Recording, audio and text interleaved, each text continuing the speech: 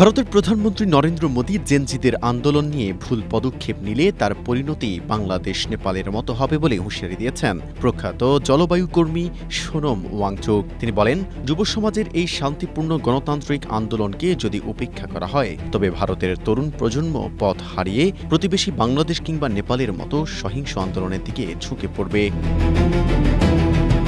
মূলত ভারতের জাতীয় প্রবেশিকা পরীক্ষা নিট ইস্যুতে বিতর্ক ও অনিয়মের প্রতিবাদে উত্তাল হয়ে উঠেছে দিল্লি। কেন্দ্রীয় শিক্ষামন্ত্রী ধর্মেন্দ্র প্রধানের পদত্যাগ এবং পরীক্ষা ব্যবস্থায় আমূল সংস্কারের দাবিতে হাজার হাজার শিক্ষার্থী যন্তর মন্তরে আন্দোলন শুরু করেছে। এই আন্দোলনের নেতৃত্বে রয়েছে জেনজি সমর্থিত ককরোচ জনতা পার্টি বা সিডিপি। অনির্দিষ্টকালের এই অনশন কর্মসূচিতে যোগ দিয়েছে ওয়াংচুকও। স্ট্রবেরি সুপার ডটেড ও ক্লাসিক ভ্যারিয়েন্টে সেন্সেশন জাগুক শিহরণ।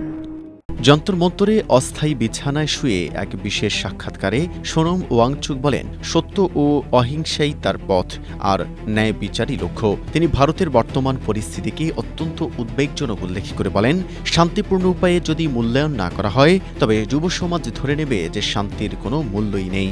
এর ফলে দেশের চরমপন্থী চিন্তাধারার উত্থান ঘটতে পারে।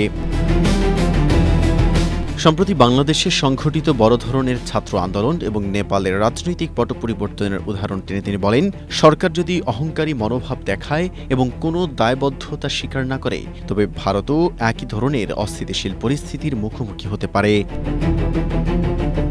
ওয়াংচুক জানান, প্রশ্ন কেলেঙ্কারি, চরম একাডেমিক চাপ এবং পরীক্ষার ফল বিপর্যয়ের কারণে সম্প্রতি ভারতের প্রায় ২০ জন শিক্ষার্থী আত্মহত্যা করেছে। এই ঘটনাগুলো দেশের ভবিষ্যৎকে অন্ধকারের দিকে ছেড়ে দিচ্ছে। তিনি জোর দিয়ে বলেন, শিক্ষামন্ত্রীর পদত্যাগ একটি ইতিবাচক প্রাথমিক পদক্ষেপ হতে পারে, তবে সামগ্রিক শিক্ষা ব্যবস্থার গভীর সংস্কার প্রয়োজন। শিক্ষা খাতে বড় অঙ্কের বিনিয়োগ না করলে ২০৪৭ সালের মধ্যে ভারতকে একটি উন্নত রাষ্ট্র হিসেবে গড়ে তোলার স্বপ্ন কেবলই ফাঁকা আওয়াজ ছাড়া আর কিছুই নয়। Desk report, Asia post.